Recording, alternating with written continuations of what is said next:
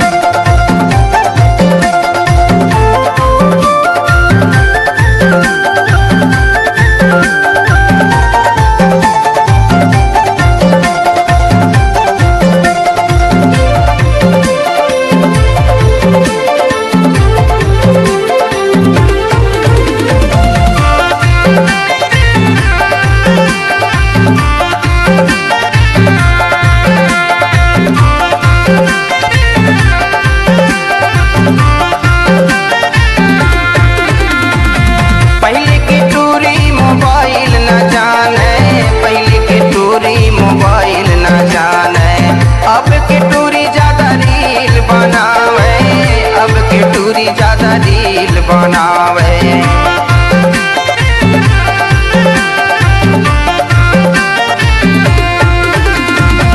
पहले की टूरी मोबाइल न जाने, पहले की टूरी मोबाइल न जाने, अब की टूरी ज्यादा रील बनावे। अब की टूरी ज्यादा रील बनावे। जियो के मोबाइल ज्यादा टावर पकड़ा थे। आजकल के टूरी फटा जींस पहना थे। जियो के मोबाइल ज्यादा टावर पकड़ा थे। आजकल के टूरी फटा जींस पहना थे। इसे टकरामा संगी मैसेज कर थे। इसे टकरामा संगी मैसेज कर थे।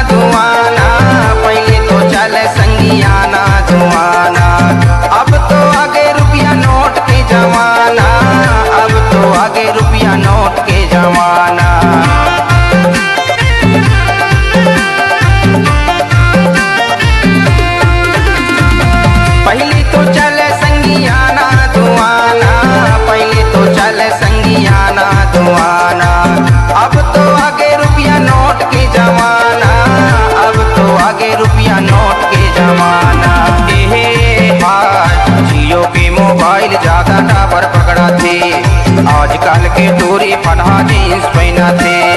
जियो के मोबाइल ज्यादा डबर पकड़ा थे। आजकल के टूरी फटा जींस पहना थे। इसे टकरामा संगी मैसेज करा थे। इसे टकरामा संगी मैसेज करा थे।